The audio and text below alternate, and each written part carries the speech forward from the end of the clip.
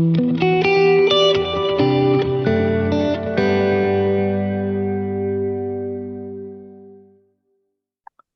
to the PD Exchange, the Peritoneal Dialysis podcast, your gateway to the most recent and compelling peritoneal dialysis research.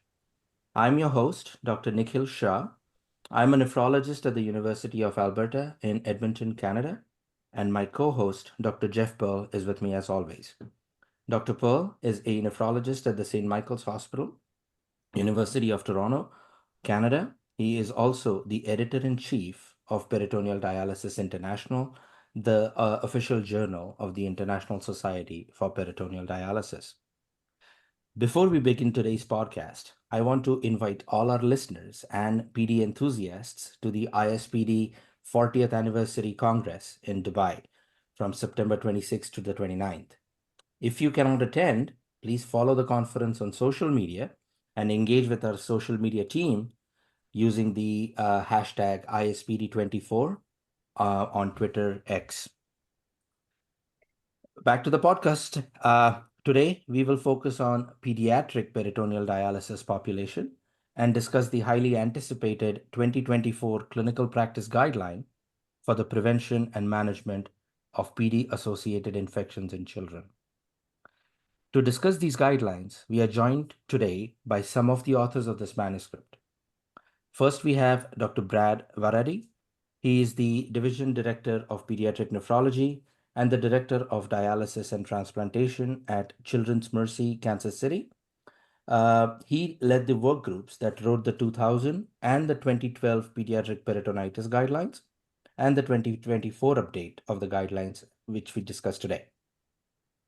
We have Dr. Rebecca Same, who is an assistant professor of clinical pediatrics in the Division of Pediatric Infectious Diseases at the University of Pennsylvania, a School of Medicine, and associate medical director of the antimicrobial stewardship at the Children's Hospital of Philadelphia. She has participated in the work group that developed the 2024 Pediatric Peritonitis Guidelines.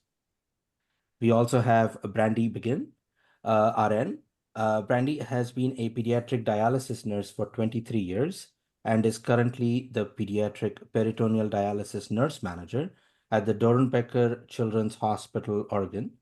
And she is the nurse faculty for the SCOPE Collaborative. She has collaborated with multidisciplinary dialysis teams across the US to improve the care of children on dialysis. And finally, we have Dr. Claus Schmitt, who is a pediatric nephrology, hepatology, and rheumatology consultant and chief executive consultant at the Center of Pediatric and Adolescent Medicine in Heidelberg, Germany. He is a leader in several international PD research consortia and the associate editor of PDI, the journal where our guidelines are being published. I'm amongst pediatric peritoneal dialysis royalty today, and it's a great pleasure to be with you all, and I thank you all for joining us today. And over to Jeff. Thanks. We're really excited about this podcast because these pediatric guidelines have been very much long awaited, and we're really excited to feature them in the podcast. Maybe I'll start with you, Brad, and thanks for joining us today.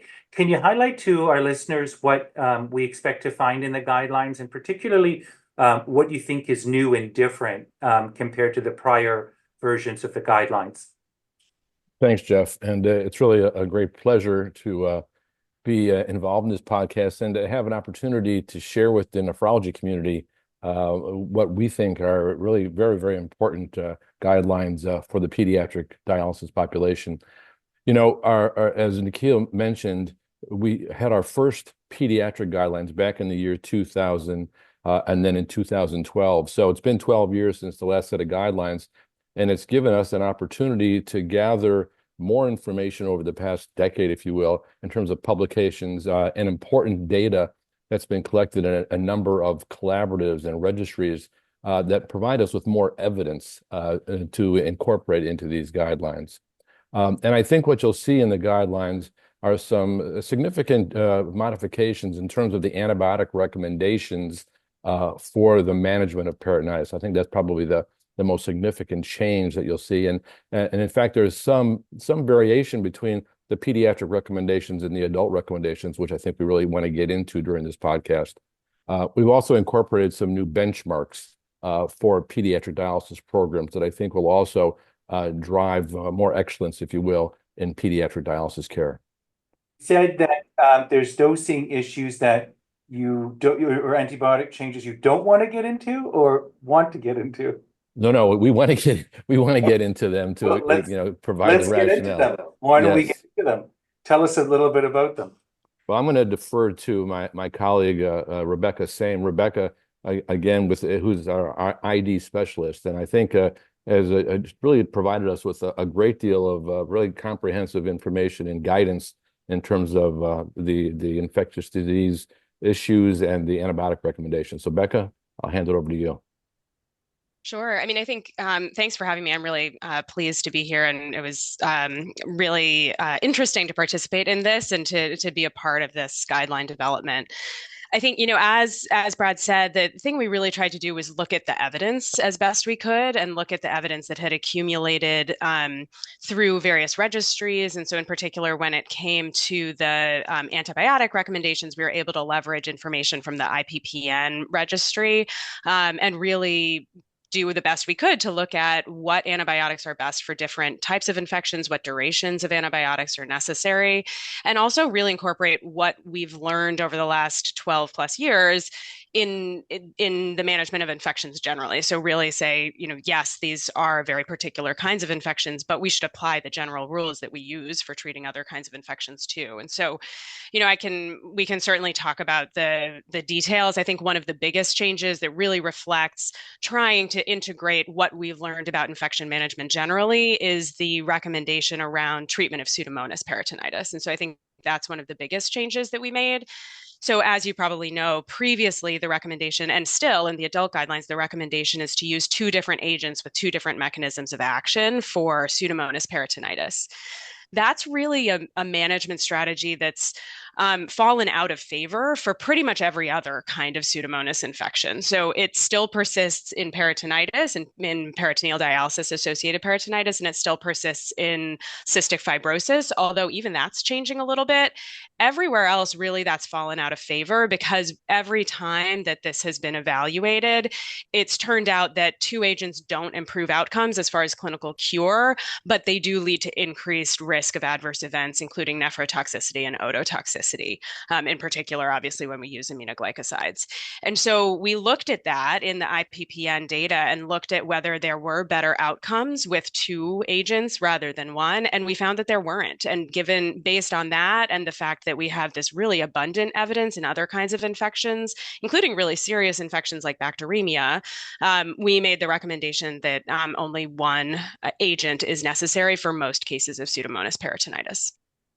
Right. And of course, most cases actually often have a catheter source too. So a lot of those cases ultimately definitively get managed with addressing the PD catheter, which may be part and parcel of it. So thanks for that. So now the ISPD guidelines for pediatric are recommending 1. The adult are listed at 2. Sounds like it's sort of a call to action for us as the PD community to more rigorously look at this in the adult population as well. Cystic fibrosis in general seems to use a lot of antibiotics, having rotated on the consult service. So they tend to be an antibiotic-heavy group. If we're talking about Pseudomonas, and I'm glad we just got into the meat of it, tell us a little bit about, and this I found interesting, and I learned this from reading the guidelines.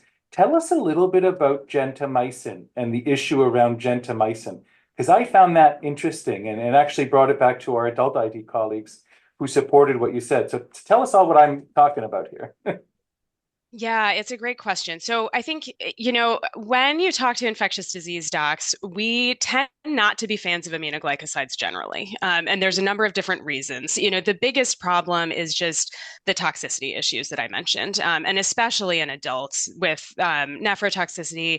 In kids, we really worry about long-term ototoxicity and nephrotoxicity. And so when you're talking about kids with any residual kidney function who might be on PD, we worry about that.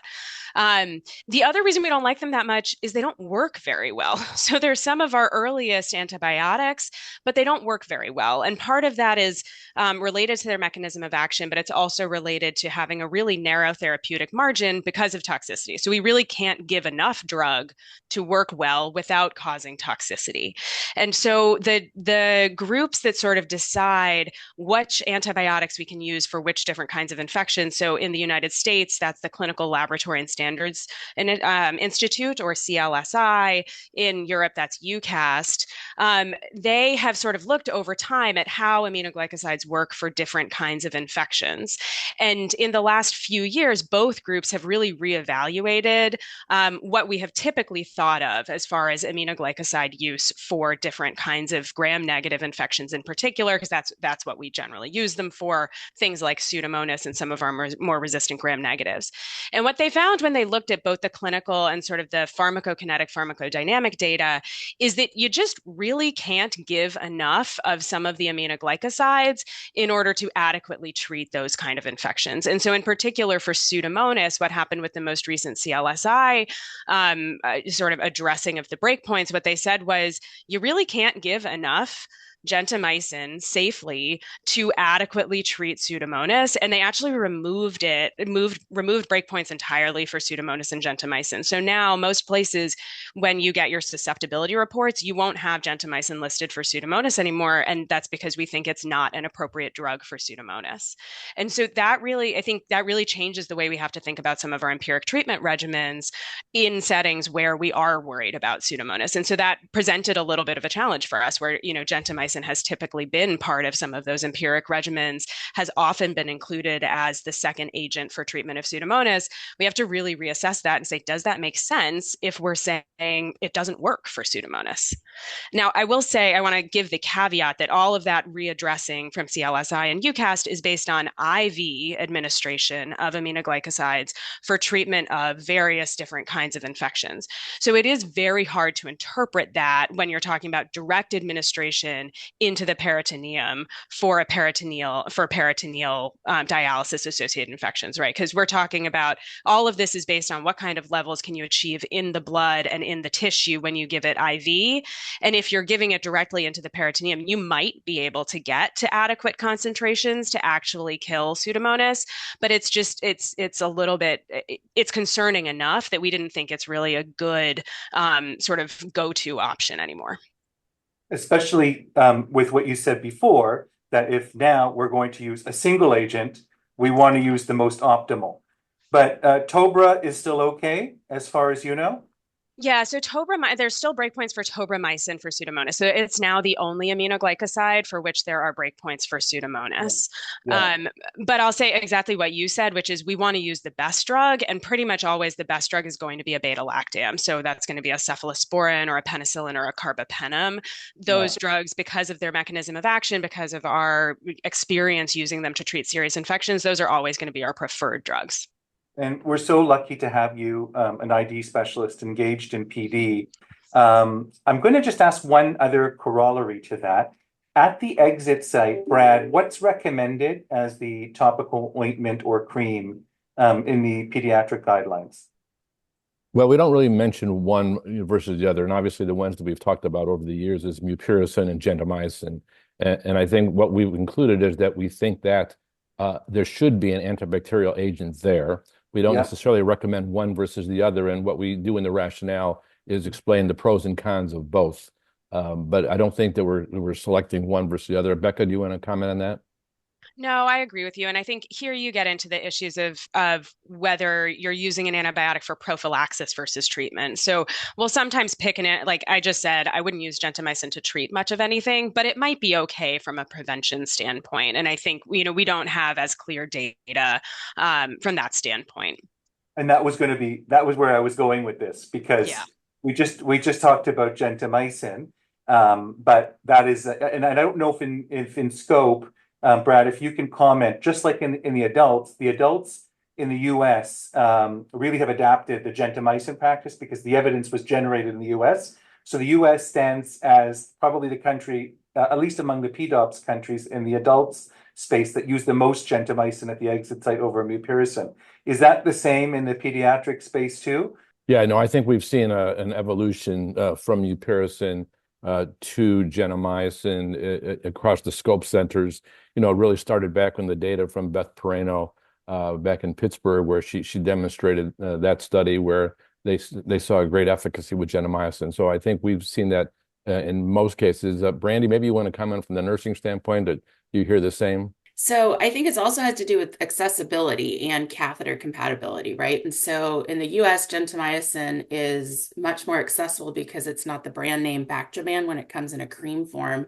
And we have found that a lot of the ointments are incompatible. And so if we get mupirocin, it's in an ointment form, which is not compatible with the catheter. And so I think that's why we tend to lean in the US towards use of gentamicin over mupirocin.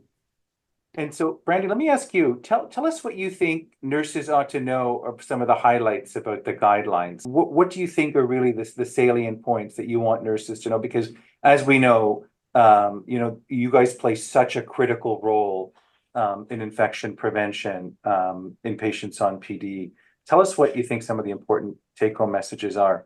Sure. The training guidelines, we really spent a lot of time focusing and leaning on the 2016 syllabus that was written actually by the adult population, but it really focuses on adult learning principles, which translate to pediatrics. It's really the content that is a little bit needs some modification for pediatric specific care.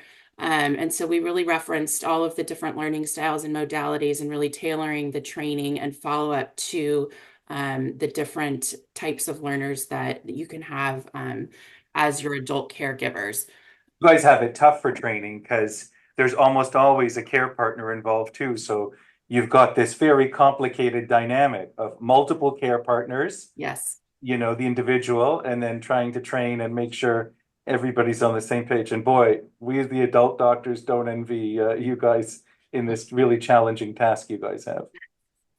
Yes, and so it's really important to look at, we typically have both parents and or grandparents involved, sometimes the teens as well. And so it's really looking at many different types of learners instead of just the patient themselves. And so it's really important to tailor that.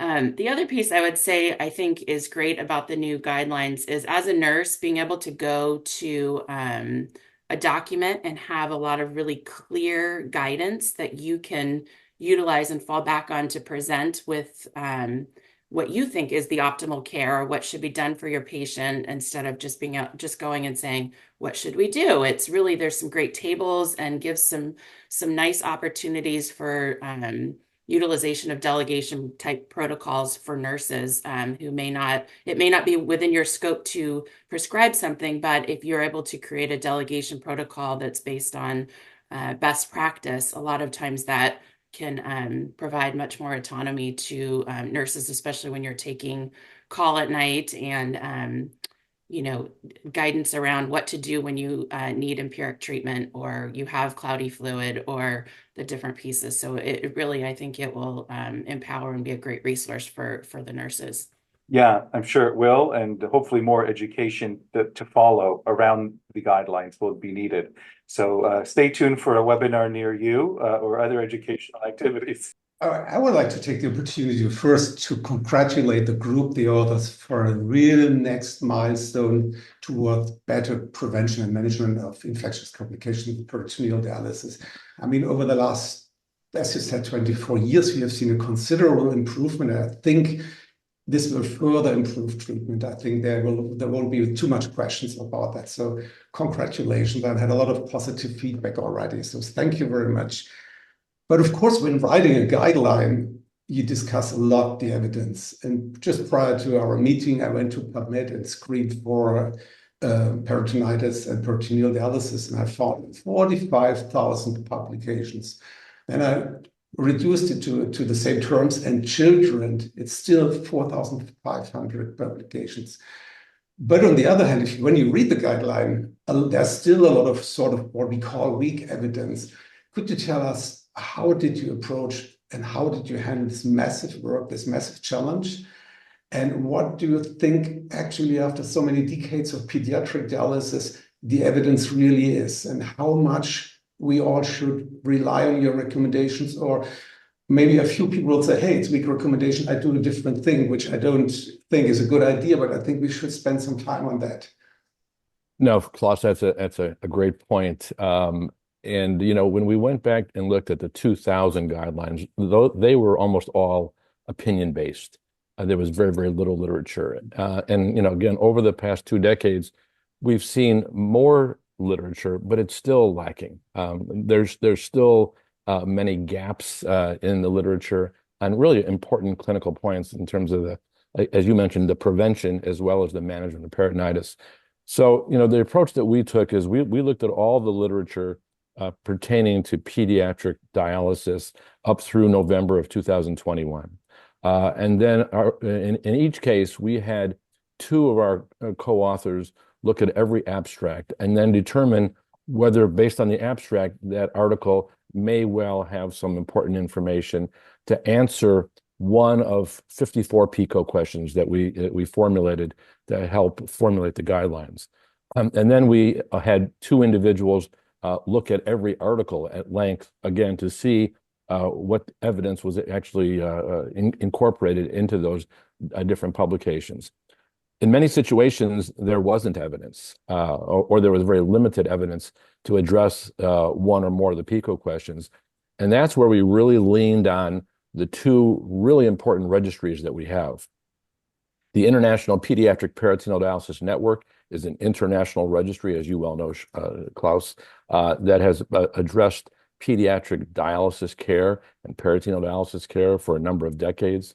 And then the SCOPE Collaborative is a U.S. collaborative of some 59 pediatric dialysis centers that was initiated in 2011. And it's a quality improvement collaborative that collects a lot of important information with regard to infection prevention and infection management in children on peritoneal dialysis. So we leaned heavily on those 2 registries to fill in some of the gaps that existed if we just looked at the publications that existed. So I think it was that combination that led us to, again, generate the recommendations that we've made. But I think when you read through the guidelines, we make it clear that in many situations, there's some limitations on the evidence. In some of the guideline recommendations, we've actually incorporated what the adult guidelines have recommended, because they oftentimes have much more data upon which to make a recommendation. So it's still a balance. We still have a long way to go to fill all those gaps.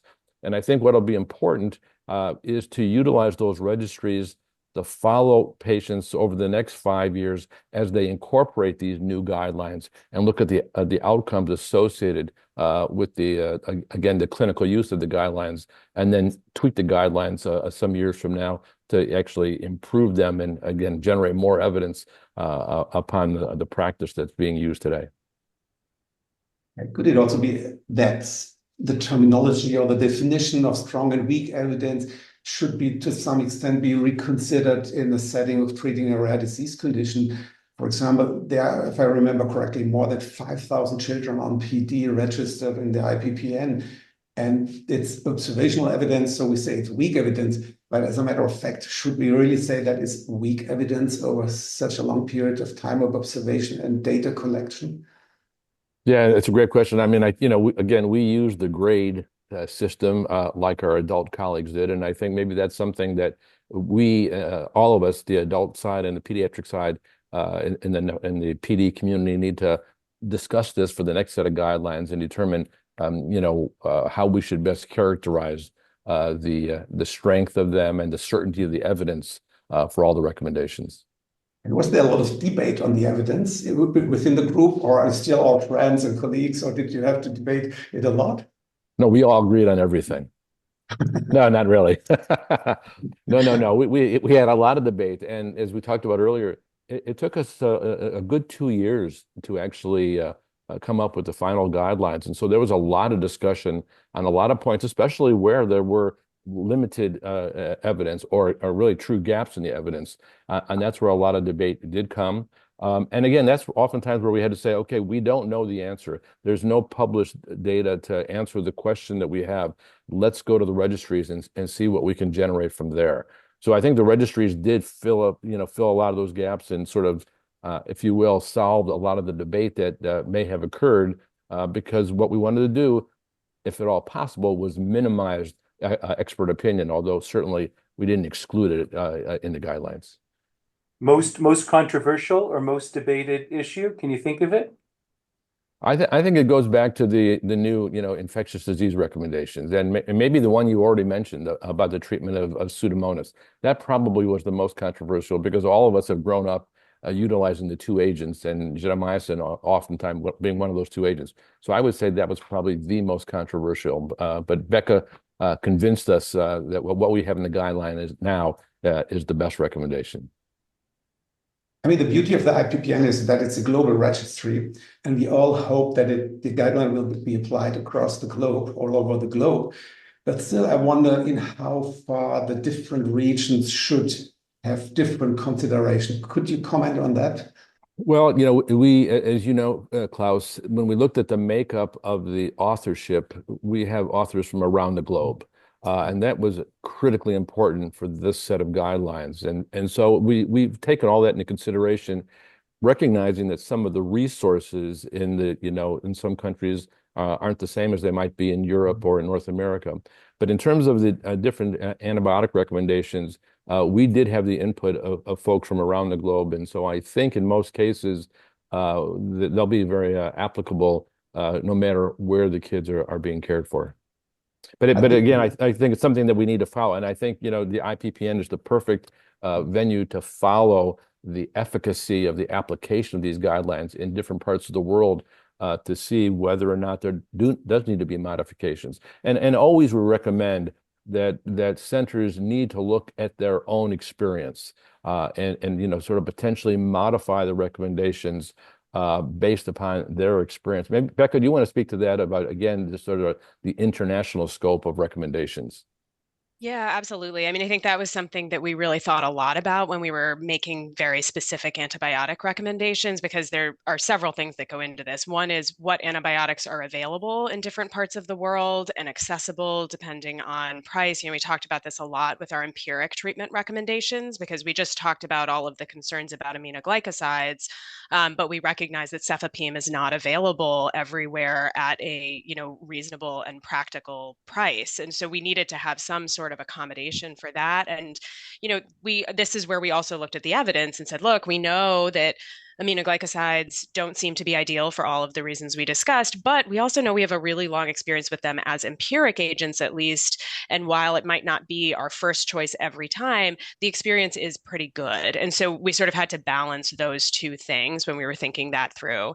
And then the other place where this comes into play is just thinking about what is the local epidemiology and what sort of resistance patterns do you see in bacteria, right? So in the US, where we're really lucky not to have a lot of highly drug resistant gram-negative bacteria, especially in children, it's easy to say the empiric treatment should be cefepime. But in that empiric treatment section, we also say if your local epidemiology is such that that is not appropriate because the majority of the bacteria you see are resistant to cefepime, because unfortunately in some parts of the world that is true, then that's not the right empiric treatment recommendation, right? And so you do need to take into account what local epidemiology looks like. And if you have a lot of highly drug-resistant bacteria, you need to think about that when you're applying these recommendations. We tried to sort of walk that line as best we could. And that would probably be the case for like methicillin resistance as well, right? Yeah, methicillin resistance is an interesting one because I think the last guideline was sort of written at the height of concern about methicillin-resistant Staph aureus or MRSA. And we've really seen a significant decline in rates of MRSA over the last 12 years and an increase in MSSA. And so, we really... Obviously, we still worry about MRSA, and we included recommendations for both MRSA and MSSA. But the other thing we talked about was one of the things that had not really appeared in the prior guidelines was vancomycin is sort of just recommended for Staph aureus generally. But again, from other kinds of infections, we know that vancomycin is actually inferior to cefazolin for MSSA. And so that's sort of one of the main tenets of ID is if you have somebody with an MSSA infection, you want to get them on cefazolin as quickly as possible and off of vancomycin. And that hadn't really made it into the guideline previously. So that was another place where we sort of added that that in. But absolutely, you have to take into account your local patterns, right? So some places are going to have more MRSA, some places are going to have less. We, here in Philadelphia, about 2/3 of our cases are actually MSSA, and only a much smaller percentage are MRSA. So we have to think about that. Does that mean that that's interesting. I didn't know about the evolving MSSA. It's nice to know that bugs can revert back to being more sensitive. I thought it's just a doom and gloom story. But what I was going to ask you is, does that warrant a reevaluation of empiric therapy with cefazolin over vancomycin? And can you tell us a little bit about pediatric centers and practices of empiric therapy? Yeah, I mean, so cefazolin and cefepime are very similar antibiotics, and so cefepime is also totally appropriate for MSSA. So our general empiric treatment recommendation is cefepime, and then we say to add vanc if you have high rates of MRSA or a patient with a history of MRSA. So where this really came up was in thinking about definitive treatment. We realized it wasn't clear in the prior guideline that if you started with vanc for whatever reason, and then a patient turned out to have MSSA, that you really should switch them to cefazolin.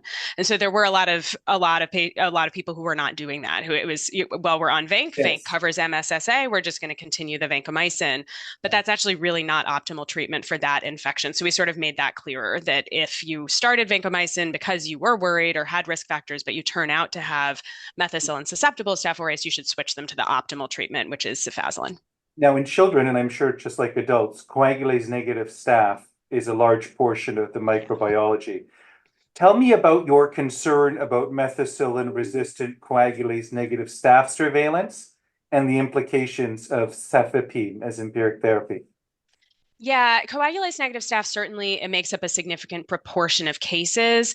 Fortunately, coagulase negative staph is just a less pathogenic bacteria in general, so it's just sort of less virulent.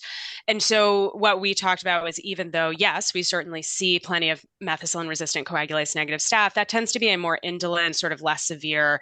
And if it turns out that's not covered with your empiric treatment, that's actually not the end of the world. That you can switch once you see that you have coagulase negative staph. There's very good experience using cefepime for empiric treatment and having good outcomes with that. So in as far as methicillin resistant modifying your empiric therapy, it really should for Staph aureus and not for CNST because of the virulent nature, like, the way that, as you just talked about. I'm going to ask you this. I've asked the adult ID docs this. What is that threshold level of resistance to consider a concern to change? And again, this is getting back to Klaus's point. I bet you're going to say, we probably don't have any evidence to guide us, but here's what kind of makes sense. So threshold level of MRSA, where you would say as a unit, we got to reevaluate our empiric therapy. Yeah, it's a great question. And you're right. We don't have evidence to say exactly what it is. I think what the prior guideline had said 10%, but it didn't really clarify if that was 10% of your Staph aureus or 10% of all peritonitis. We sort of said 10% of all peritonitis, which I think would be extremely uncommon for most places. But again, I think this is going to come down to what is your local epidemiology. And I also think more important, we tried to emphasize more than like what is your local pattern of MRSA, what is this patient's history and what is this patient's risk factors. So if I would treat somebody who had a history of an MRSA infection differently than somebody who doesn't have that history. And that's sort of, what we've shifted to for most infections, of really taking patient history into account. Question, do you extend that advice to history of MRSA infection and MRSA colonization, or would you ignore colonization status? I would not ignore colonization status. I think if you know colonization status, I would take that into account. I think the challenge is colonization status can change over time. So you do have to have some thing, if somebody had one MRSA infection 15 years ago and never since, and their last infection was MSSA, I wouldn't worry as much about the MRSA. But if they had MRSA colonization on a swab that was taken within the last year, I would certainly take that into account. So if they've been hospitalized or whatnot recently, it's always worth reviewing that if we're deciding about peritonitis treatment. One last question for you, and then I have a couple other questions for everybody else. And it's so rare to get expertise like you in the PD space, and we need more of you.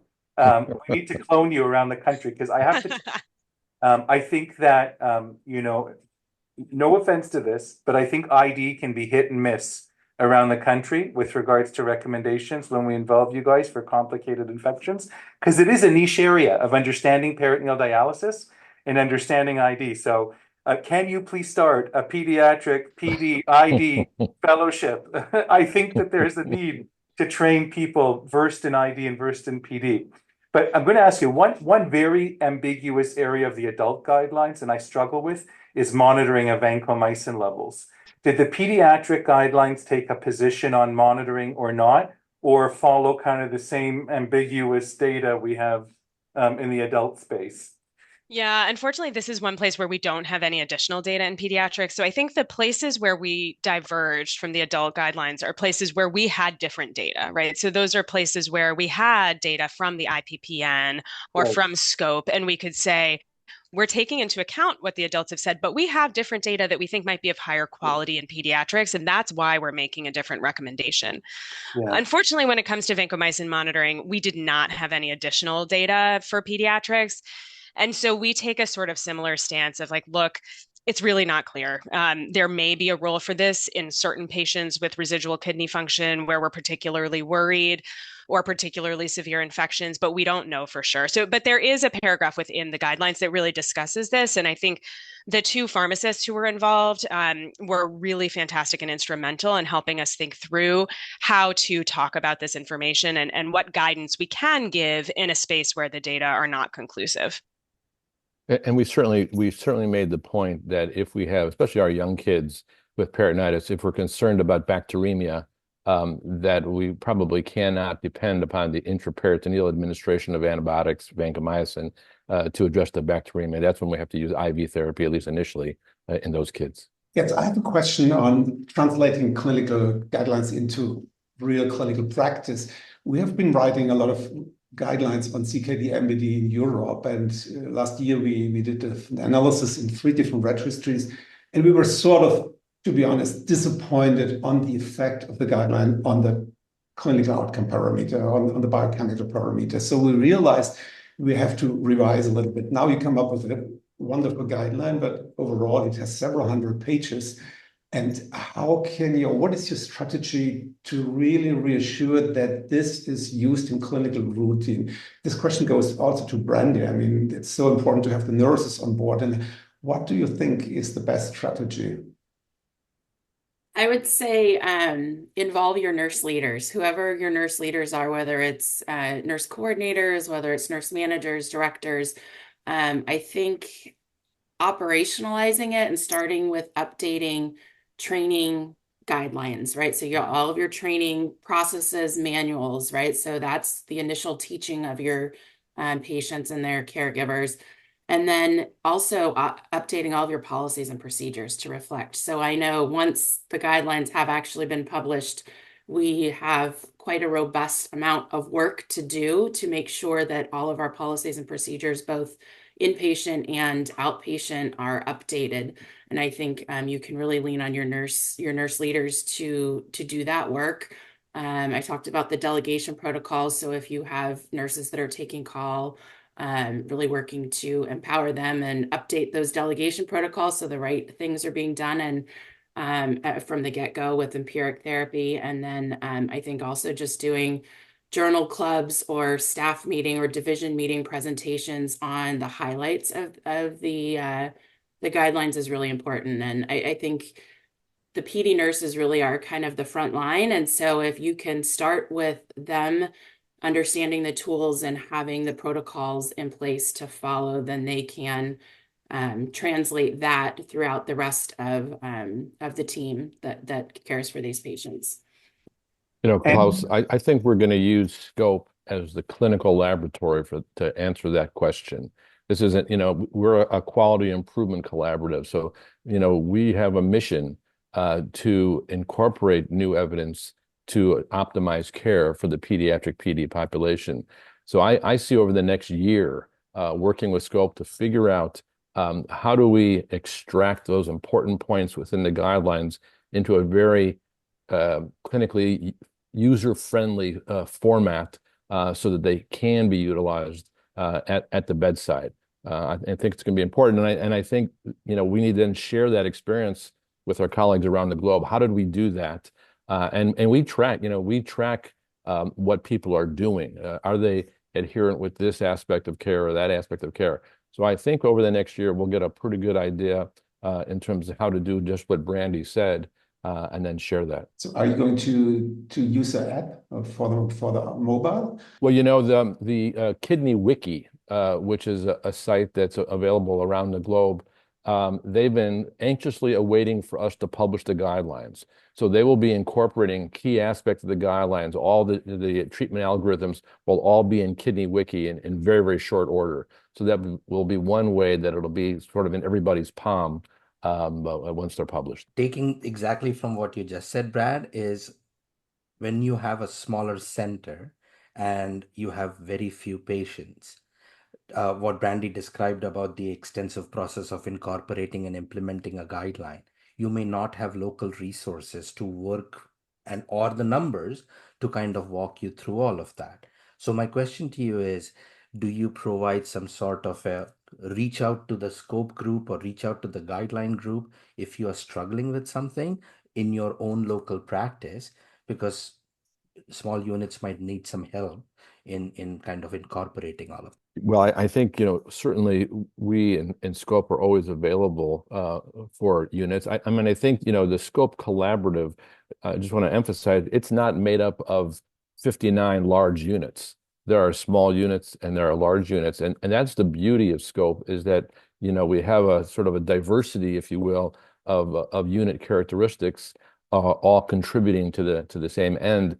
And so I think some of the units that are smaller in scope depend upon the experience, not only of large units, but of, the population as a whole. So I think that's how we've learned from one another. But, we're certainly willing and able to respond to other centers in the US or beyond who might have questions that we can help answer. And that was going to be my question, actually, a good segue into that. In the US, for example, and then I don't know in other parts of the world, what proportion of PD patients do you think are treated in pediatric PD patients are treated in pediatric specific units versus a smattering of a component of an adult program? There are a substantial percentage of adolescent patients that are cared for in adult programs. And in fact, we're working with the American Society of Nephrology and the American Society of Pediatric Nephrology now to address those kids who may not be getting exactly the same care. In fact, I'm sure they're not getting exactly the same care as they might receive in a pediatric program. And so, working with ASPN and ASM, we're trying to sort out what is the information, what is the curriculum that adult programs need to be able to care for those few pediatric patients that they're seeing. But there are many adult units now, and we have the information from the US, many adult units who care for, 2, 3, or maybe 4 adolescent kids.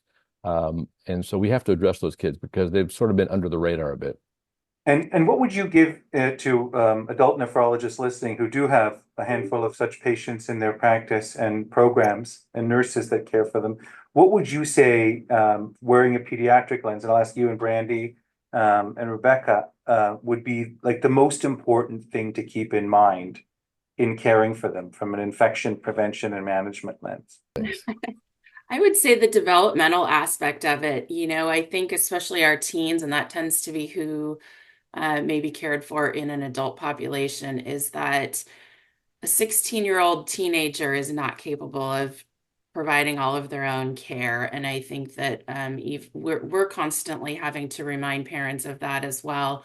But I think that 16 to 22-year-old age is our highest risk age because they look and sound like they're absolutely capable of taking care of themselves and doing their treatments and taking their medications.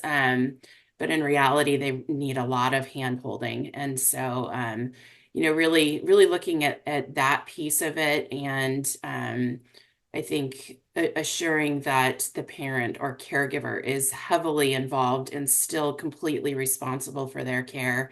That would be my number one recommendation. And I would throw it out there to say even until they're 22. I mean, when we think about in the US that our own children who are healthy individuals can stay on our own insurance plans until they're 25, that tells us a lot about the developmental level of those adolescents and young adults. So I think the challenge is sometimes they don't want their parents involved in anything.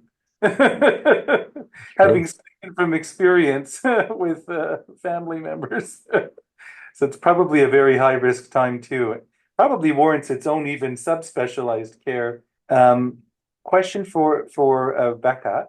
How can we, again, what would you say would be advice to units out there that may not have the same strong ID support that you provide in managing infections? Again, like I said, and I was alluding to, sometimes I feel the answer to everything in ID is pull the catheter when there's an infection.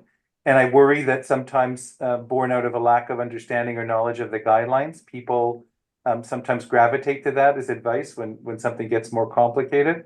How would you help our colleagues navigate that nephrology ID communication and guidance piece? Yeah, I think that's a great question. One of the things that we talked a lot about when we were putting the guidelines together is that I think you all as nephrologists are so used to dealing with these problems that often infectious diseases doctors don't get involved, right? Like most episodes of peritonitis, an ID doc is not seeing that patient. But then the problem is what happens is we only see the most complicated. And at that point, we have very little experience to understand how to put that into context and what to do with it. So I agree. I think it's a real challenge. And I have to admit that, before I got involved in scope, I was not as aware of how all of these things work. I think we really try to incorporate as much up-to-date infectious diseases information. We incorporated information from the latest Infectious Diseases Society of America treatment guidelines on management of gram-negative infections. So we really try to get as much of that into the guidelines as we could. I also would say if you have local infectious disease docs who are not as familiar with peritoneal dialysis-associated infections, sharing the guidelines with them can be very helpful. And I think especially now that there is a little bit more relating to those specific infectious diseases principles, I think that helps a little bit. And then, the other thing is like, it's a small community, right? Like reaching out. I get questions all the time from ID docs with questions about peritoneal dialysis-associated infections. We're doing things like this that help to sort of raise awareness. I've done a number of talks for infectious diseases groups as well about this. And so I think both of those things can help. Yeah. And then the other thing I was going to ask you, and it's, a lot of our prevention, at least in the adult space, and I'm sure in the pediatric space, focus on prophylactic antimicrobials. And I think that one thing that, at least in Japan, from what I've noticed from in the adult space, is that there's really a concern about aggressive use of prophylaxis and principles of antimicrobial stewardship. I really think one real area or gap is in antimicrobial stewardship in home dialysis in general and in peritoneal. And I'd like to see the adult and pediatric communities come together and put together a document about what is antimicrobial stewardship and how do we forge forward as a community. And just wanted your thoughts about that.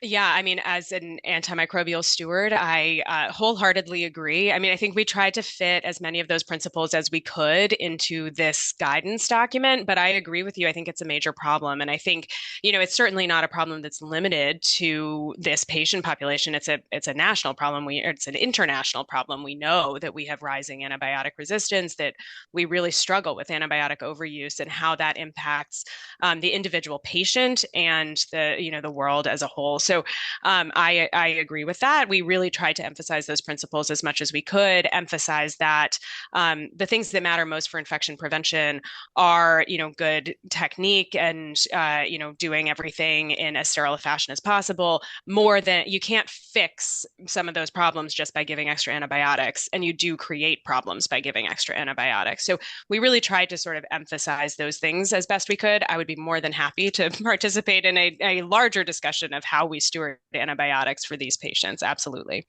Brad, I think you wanted to say something too. Yeah. Again, I think we keep mentioning prevention. I think that's important. And, part of the team, in addition to an ID doc, ideally should be an infection prevention individual as well. I think we're trying to prevent infections, not just optimally manage the infections.